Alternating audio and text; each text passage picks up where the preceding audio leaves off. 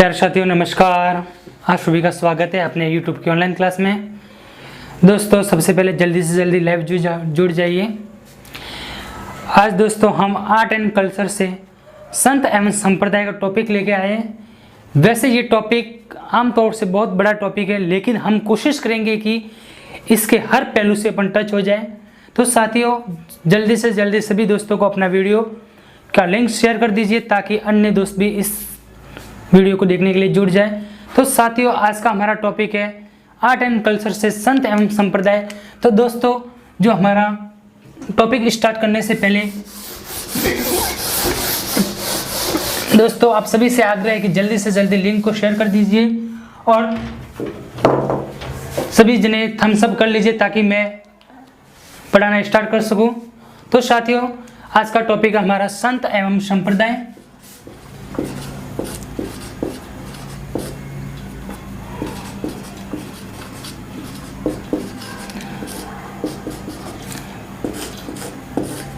दोस्तों ये संत एवं संप्रदाय जिसमें राजस्थान के उन प्रमुख संतों की बात करेंगे। तो प्यारे साथियों ये राजस्थान के प्रमुख संत हैं जिनके बारे में आज हम विस्तृत रूप से जानकारी लेंगे। तो दोस्तों इस संत एवं संप्रदाय को पढ़ने से पहले हम उनके संबंधित एक टॉपिक भी बात करेंगे कि इनका संबंध किससे था। तो प्यारे साथियों इनका संबंध मुख्य रूप से भक्ति परंपरा से था। तो प्यारे साथियों यह भक्ति परंपरा होती क्या है इसके बारे में पहले जानकारी लेंगे। तो दोस्तों जो हमारे राजस्थान के प्रमुख संत थे उन्होंने दो भक्ति परंपरा का मार्ग अपनाया और ये दो भक्ति परंपरा मुख्य रूप से एक सगुण भक्ति परंपरा थी साथियों और दूसरी निर्गुण भक्ति परंपरा थी।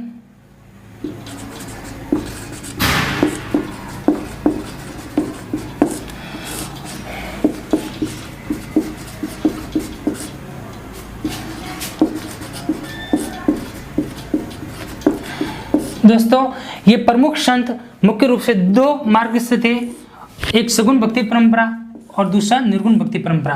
तो साथियों ये दो मार्ग थे। अब आमतौर से एग्जाम में पूछा जाता है कि कौन सा संत सगुण भक्ति परंपरा से और कौन सा संत निर्गुण भक्ति परंपरा से। तो दोस्तों सबसे पहले अपन पढ़ेंगे सगुण भक्ति परंपरा किसे कहते हैं। तो साथियों पढ़ते अपन सगुण भक्ति परंपरा। तो दोस्तों जो संत थे ये संत एक सगुण थे।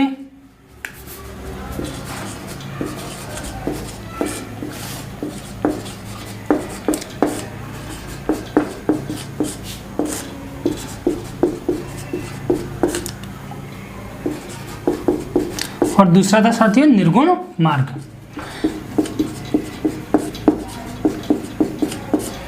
साथियों जल्दी से जल्दी पहले लाइव हो जाइए और दूसरों को जरूर लिंक को शेयर कीजिए ताकि अन्य दोस्त भी इस वीडियो को देखने के लिए जुड़ जाए।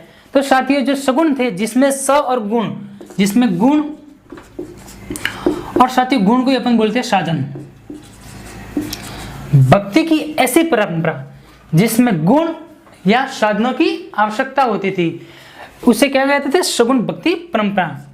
और प्यारे साथियों निर्गुण भक्ति में जिसमें गुण या गुण को अपन क्या बोलते हैं साधन, जिसमें इनकी आवश्यकता नहीं होती थी। तो साथियों सगुण भक्ति परंपरा मार्ग उसे कहते हैं भक्ति परंपरा का ऐसा मार्ग जिसमें गुण या साधना की आवश्यकता होती है। और निर्गुण भक्ति परंपरा में जो वे संत आते थे जिसके लिए गुण एवं साधना की आवश्यकता नहीं होती। तो प्यारे साथियों ये गुण और साधना होते क्या है इसके बारे में अपन जानकारी लेते हैं। तो साथियों ये गुण एवं साधना जिसमें मूर्ति, भजन एवं कीर्तन, माला, इन सभी वस्तुओं की आवश्यकता होती थी, अति आवश्यकता होती थी। और इसमें मुख्य रूप से भगवान की मूर्ति होती थी, मंदिरों में भगवान की मूर्ति होती थी। लेकिन निर्गुण भक्ति में इसमें माला, कीर्तन, भजन एवं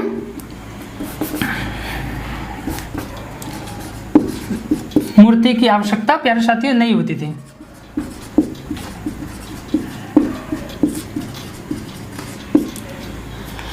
तो सगुण भक्ति में माला कीर्तन एवं भजन की आवश्यकता होती थी और निर्गुण भक्ति परंपरा में इनकी आवश्यकता नहीं होती थी। तो प्यारे साथियों, जो सगुण भक्ति परंपरा में थे उसमें भगवान को क्या रूप माना गया? तो प्यारे साथियों, जो सगुण भक्ति परंपरा में थे उसमें भगवान को साकार रूप माना, अर्थात हर मंदिर में अपन देखते हैं कि भगवान की मूर्ति होती है।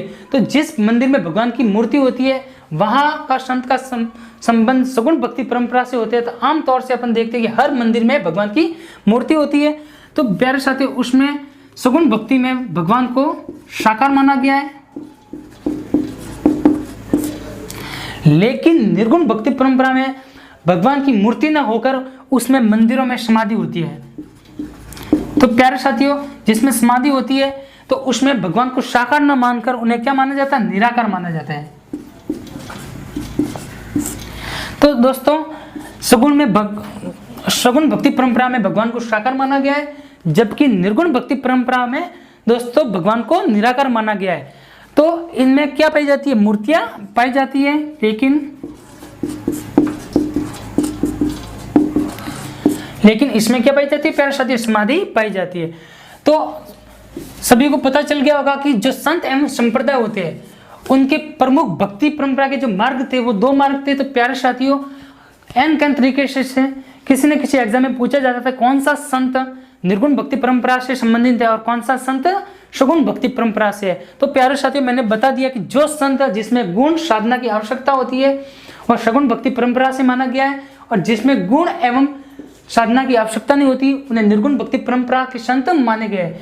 तो अपन पढ़ेंगे कि राजस्थान में ऐसे कौन से प्रमुख संत थे जो सगुण भक्ति परंपरा से थे, और साथियों ऐसे कौन से संत थे जो निर्गुण भक्ति परंपरा से संबंधित थे। तो साथियों, अपन आगे पढ़ते हैं और सभी दोस्तों से आग्रह है कि एक बार वीडियो को लाइक कर दीजिए और ज़्यादा से ज़्यादा शेयर कर दीजिए ताकि अन्य दोस्त भी देने के लिए जुड़ जाए। तो साथियों, अपन पढ़ते हैं राजस्थान के प्रमुख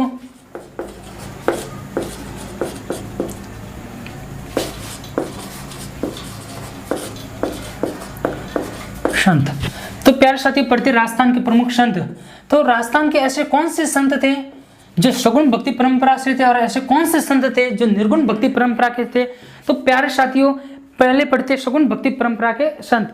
तो सगुण भक्ति परंपरा से मुख्य रूप से राजस्थान में ऐसे 3 ही संत हुए।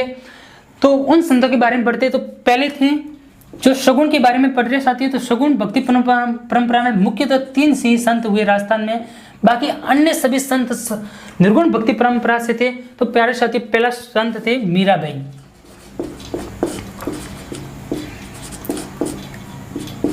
जिसे राजस्थान की मीरा कहा जाता है, और ये मीराबाई सगुण भक्ति परंपरा से संबंधित है।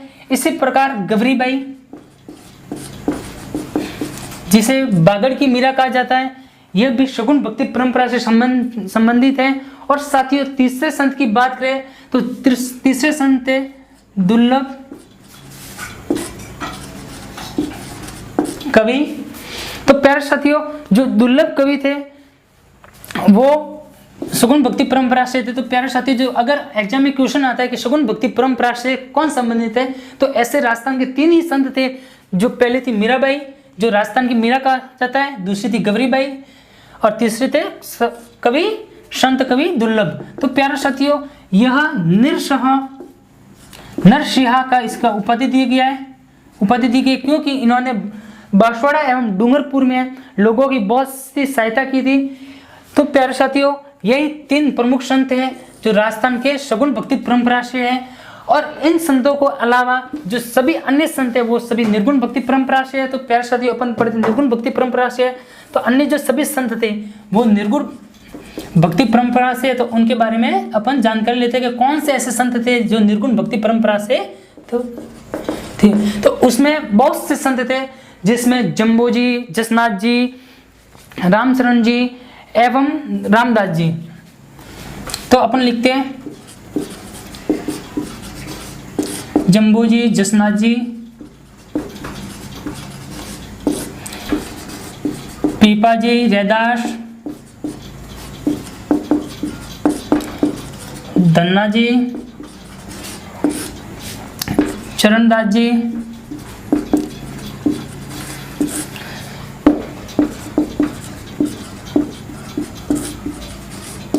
ऐसे बहुत से संत थे प्यारे साथियों, जो लाल गिरी जी भी थे, ऐसे बहुत से संत थे जो निर्गुण भक्ति परंपरा से संबंधित थे। तो प्यारे साथियों, बाकी जो संत सभी आते हैं वो निर्गुण भक्ति परंपरा से थे, और मुख्य रूप से 3 संत थे जो सगुण भक्ति परंपरा से थे। तो प्यारे साथियों, ये सभी को याद होना चाहिए। किसी न किसी एन तरीके से ये एग्जाम में पूछ ही लेते हैं, और आने वाली आपकी एग्जाम के लिए जरूर पूछेंगे, क्योंकि ये संत एवं संप्रदाय का एक ऐसा टॉपिक है जो हर एग्जाम में इससे कम से कम 1 या 2 क्वेश्चन तो पूछते ही है। तो साथियों, आपको ध्यान रखना है कि सगुण भक्ति परंपरा के संत राजस्थान से केवल 3 ही संत थे जो सगुण भक्ति परंपरा से थे। वो थे मीराबाई, गौरीबाई और संत कवि दुर्लभ, जिसे राजस्थान का नरसिंहा की उपाधि दी गई। और अगर बागड़ की मीरा कहा जाए तो गौरीबाई, और सभी को पता होगा कि राजस्थान की मीरा तो किन्हें कहा जाता है, मीराबाई को कहा जाता है। तो प्यारे साथियों, अपन और आगे पढ़ते हैं।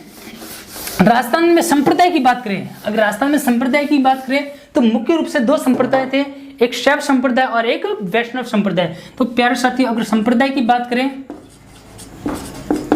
तो राजस्थान में मुख्य रूप से, राजस्थान के संदर्भ में पढ़ रहे तो राजस्थान के मुख्य रूप से 2 संप्रदाय थे। एक था शैव संप्रदाय प्यारे साथियों, और दूसरा था वैष्णव संप्रदाय।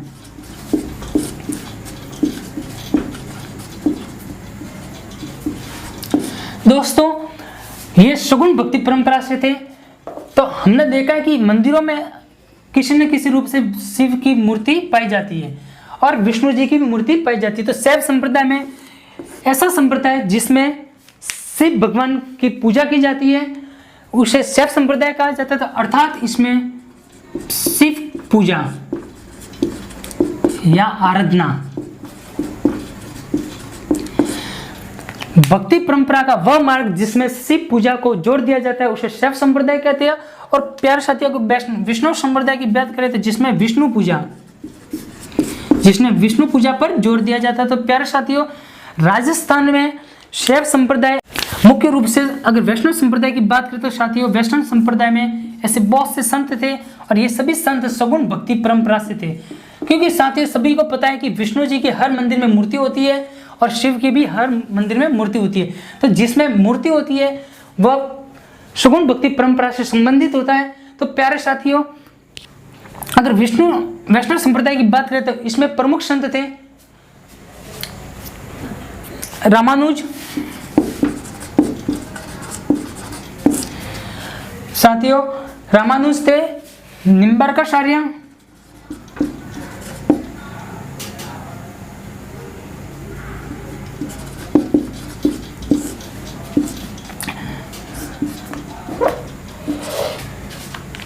और साथियों रामानंद निम्बार्काचार्य, यमुनाचार्य,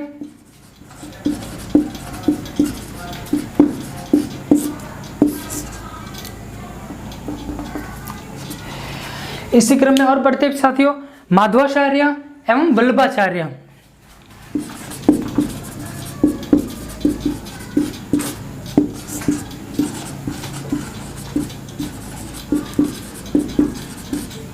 साथियों, ये प्रमुख संत जो वैष्णव संप्रदाय से इन्होंने विष्णु पूजा पर जोर दिया, तो उसमें प्रमुख संत है रामानुज, निम्बार्काचार्य, यमुनाचार्य, माधवाचार्य और वल्लभाचार्य।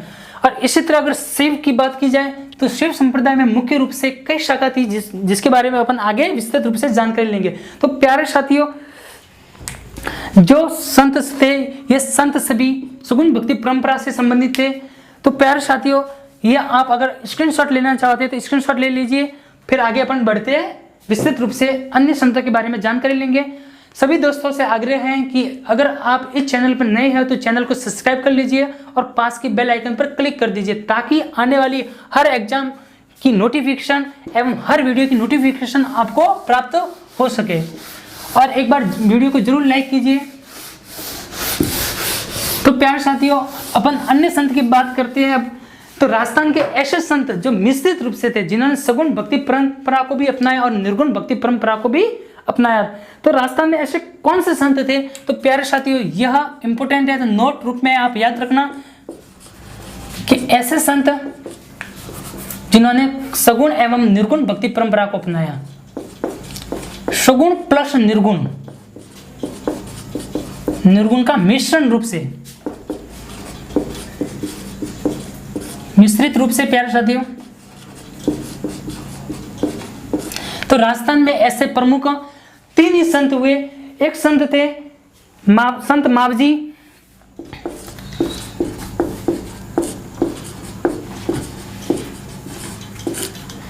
दूसरे थे साथियों चरणदास जी, प्यारे साथियों एक थे संत मावजी, एक थे चरणदास जी और एक थे हरि सिंह साकला। ये तीनों एक ऐसे संत थे जिन्होंने सगुण एवं निर्गुण दोनों भक्ति परंपरा के मार्ग को अपनाया। तो साथियों इनके बारे में थोड़ी थोड़ी जानकारी प्राप्त कर लेते कि हरि सिंह साकला जी कौन थे, चरणदास जी कौन थे और संत मावजी कौन थे। तो प्यारे साथियों संत मावजी ने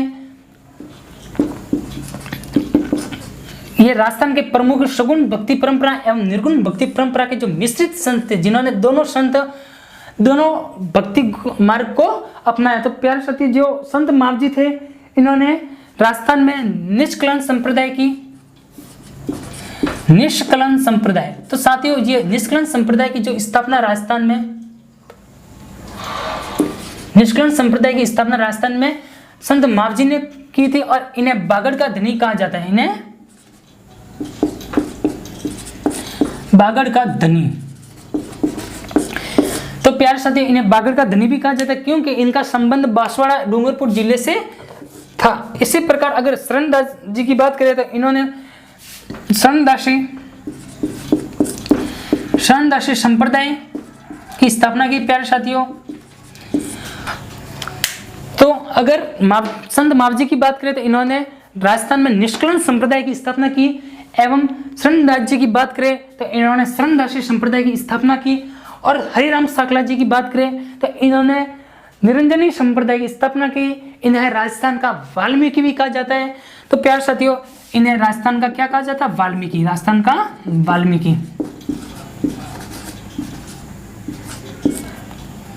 एवं इन्होंने निरंजनी संप्रदाय,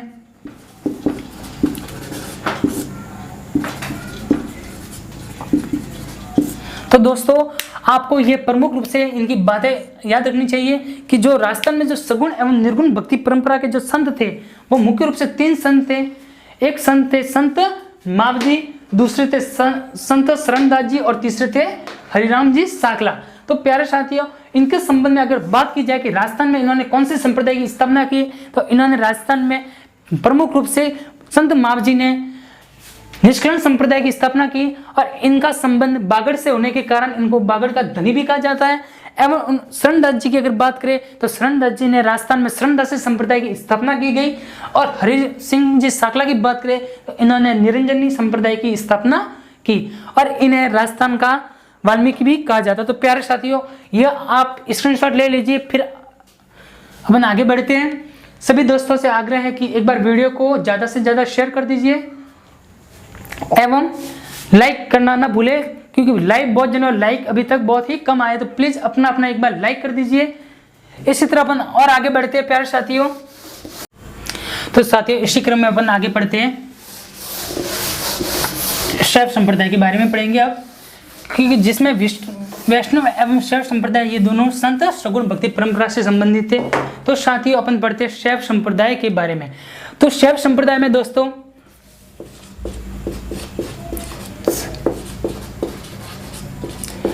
शैव संप्रदाय में जिसमें शिव पूजा पर, जिसमें शिव पूजा या आराधना या स्वरूप की पूजा की जाती है। तो प्यारे साथियों शैव संप्रदाय में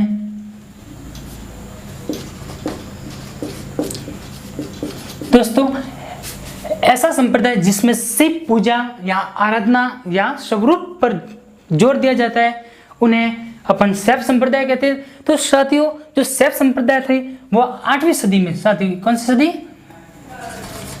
8वीं सदी में शैव संप्रदाय पर जोर अधिक रूप से दिया जाता था। तो उत्तरी भारत में जो शिव संप्रदाय के जो प्रमुख जो भक्त थे उन्हें अपन नयनार कहते हैं। तो प्यारे साथी जो नयनार होता है यह भी आपको याद रखना चाहिए कि नयनार किसे कहते हैं। तो जो उत्तरी भारत के जो शिव भक्त थे, शिव भक्त को नयनार कहा जाता है।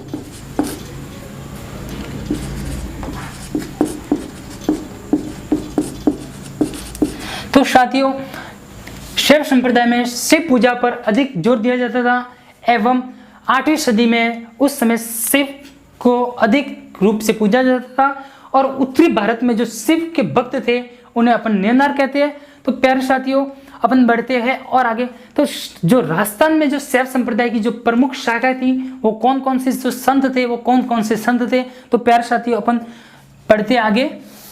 शैव संप्रदाय में जो प्रमुख जो संप्रदाय थे उसके बारे में अपन विस्तृत रूप से जानकारी लेंगे। तो साथियों अपन पढ़ते शैव संप्रदाय में पहला संप्रदाय था नाथ संप्रदाय।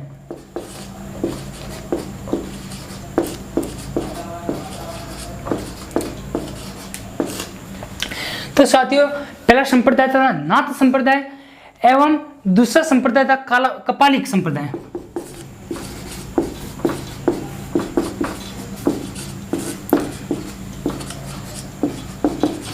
तीसरा संप्रदाय था साथियों काश्मीरी।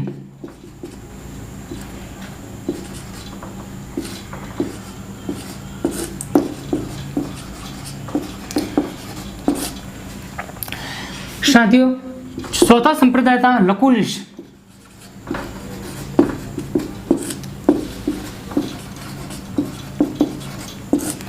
दोस्तों ये राजस्थान की प्रमुख शैव संप्रदाय की प्रमुख अन्य शाखा थी, जिसमें प्रमुख शाखा नाथ संप्रदाय थी, दूसरी कापालिक संप्रदाय, तीसरी काश्मीरी और चौथी थी लकुलिश संप्रदाय और एक संप्रदाय थी पांचवी संप्रदाय थी कानपा संप्रदाय। तो साथियों यह राजस्थान में प्रमुख किसमें राजस्थान में प्रमुख संत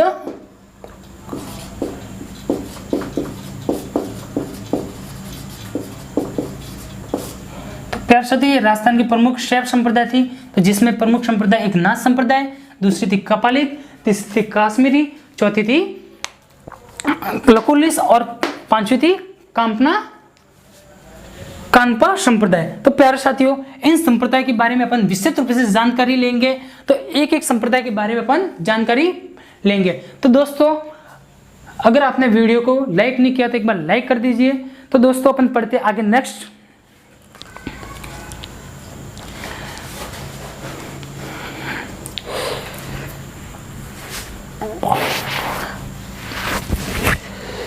तो साथियों पढ़ते आगे अपन इसी क्रम में बढ़ते आगे।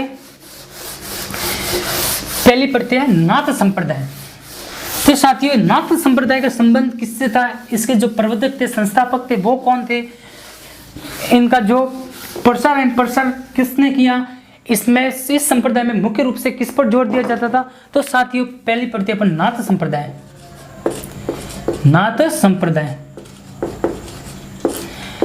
प्यारे साथियों इस संप्रदाय से किसी न किसी एन तरीके से एग्जाम में पूछा जाता। तो ये संप्रदाय आप मोस्ट इंपोर्टेंट संप्रदाय। तो साथियों जो नाथ संप्रदाय थी यह संप्रदाय जिसमें शिव पूजा पर जोर दिया जाता था उसे नाथ संप्रदाय की एक प्रमुख शाखा है। तो इसकी जो प्रवर्तक थे तो साथियों इसके मुख्य रूप से प्रवर्तक थे वो मत्स्येंद्र नाथ थे।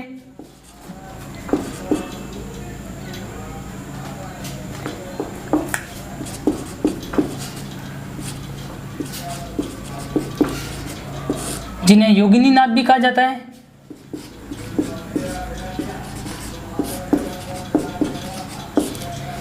तो साथियों जो नाथ संप्रदाय के जो प्रवर्तक थे, जो नाथ संप्रदाय की जो स्थापना की वह मत्स्येंद्र नाथ ने की, जिन्हें योगिनी नाथ के नाम से भी जाना जाता है।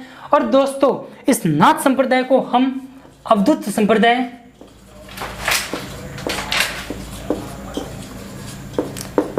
संप्रदाय या सिद्ध मत सिद्ध मार्ग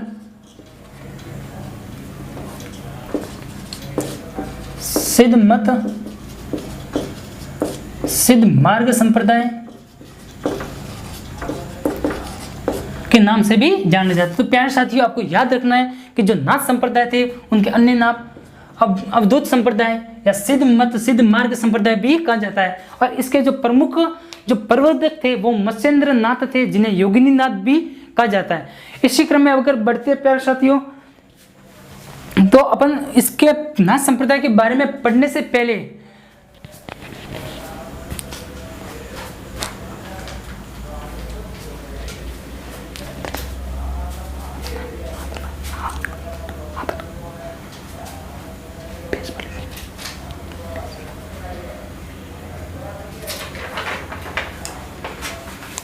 तो साथियों,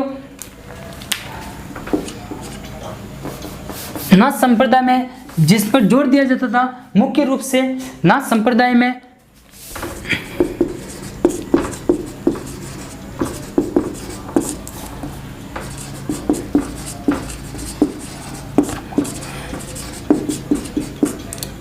साथियों, जो नाथ संप्रदाय में जो प्रमुख रूप से योग पर जोर दिया जाता था, इसमें योग पर ज्यादा बल दिया जाता था। अर्थात हम कह सकते हैं कि नाथ संप्रदाय में जो प्रमुख रूप से जो ज्ञात था वो योग ज्ञात था। तो इसी क्रम में अपन पढ़ते हैं नाथ संप्रदाय के जो अन्य संत थे, जो नाथ संप्रदाय में जो प्रमुख संत थे वो कौन कौन से संत थे। तो साथियों, मुख्य रूप से जो मत्स्येंद्र नाथ थे उनके 2 शिष्य थे, और वो शिष्य कौन कौन से थे उसके बारे में पढ़ते हैं। तो साथियों, जो मत्स्येंद्र नाथ थे उनके प्रमुख 2 संत थे, 2 शिष्य थे प्यारे साथियों। एक थे भर्तहरि, एक थे साथियों जालंधर नाथ,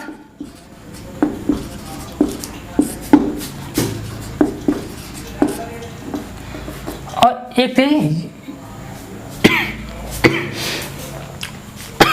गोरखनाथ। साथियों, एक थे जालंधर नाथ और एक थे गोरखनाथ। और गोरखनाथ की बात करें तो इन्हें हठ प्रवर्तक भी कहा जाता है,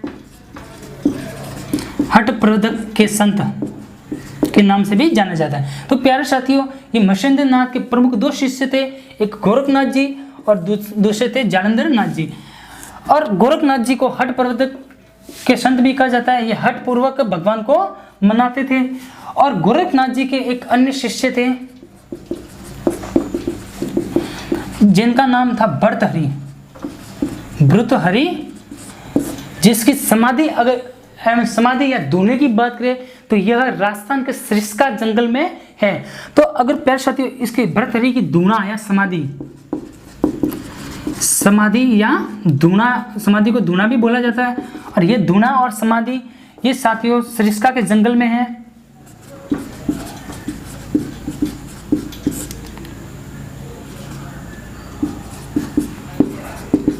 तो दोस्तों, आपको ये बात याद रखनी है कि जो गोरखनाथ के शिष्य थे वो भर्तहरि, जिन्होंने नाथ संप्रदाय की स्थापना, नाथ संप्रदाय पर जोर दिया, एवं इनका जो दूना या समाधि है वो सरिस्का के जंगल में है। और प्यारे साथियों, अगर जालंधर नाथ जी की बात करें तो इन्होंने सबसे पहले सर्वप्रथम जालोर के सिरे मंदिर में नाथ संप्रदाय की स्थापना की। तो प्यारे साथियों, ये आपको फैक्ट याद रखना है। सर्वप्रथम इन्होंने जालोर के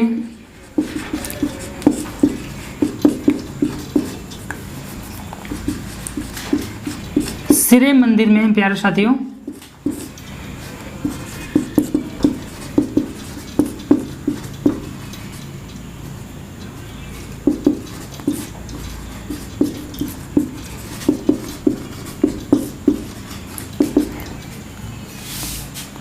तो साथियों, जो नाथ संप्रदाय के प्रमुख संत थे, उन जो प्रवर्तक माने जाते हैं या संस्थापक भी बोला जाता है,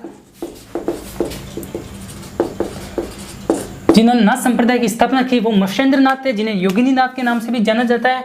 और इनके अन्य दो शिष्य थे, एक का नाम था जालंधर नाथ और दूसरे का नाम था गोरखनाथ। और गोरखनाथ जी जिन्हें हठ प्रवर्तक के धनी भी कहा जाता है। और इनके एक शिष्य थे जो भर्तहरि थे, और इनका अगर दूना या समाधि की बात करें तो ये सरिस्का के जंगल में। तो साथियों, ये आपको इफेक्ट याद रखना है कि इनका जो दूना या समाधि है वो सरिस्का के जंगल में। और जालंधर नाथ जी की बात करें तो इन्होंने सर्वप्रथम जालोर के सिरे मंदिर में, तो प्यारे साथियों, जो ये सिरे मंदिर है ये जालोर में उपस्थित है। और इन्होंने जालोर में श्री राम मंदिर में नाथ संप्रदाय की स्थापना की। इसी क्रम में बढ़ते हैं आगे साथियों।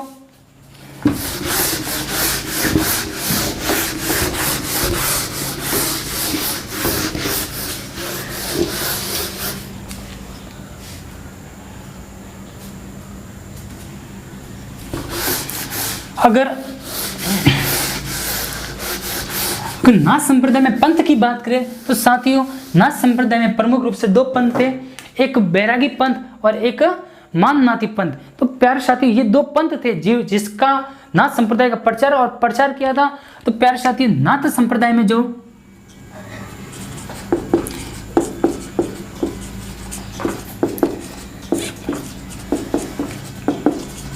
तो प्यारे साथियों ये पंथ दो पंथ थे, एक था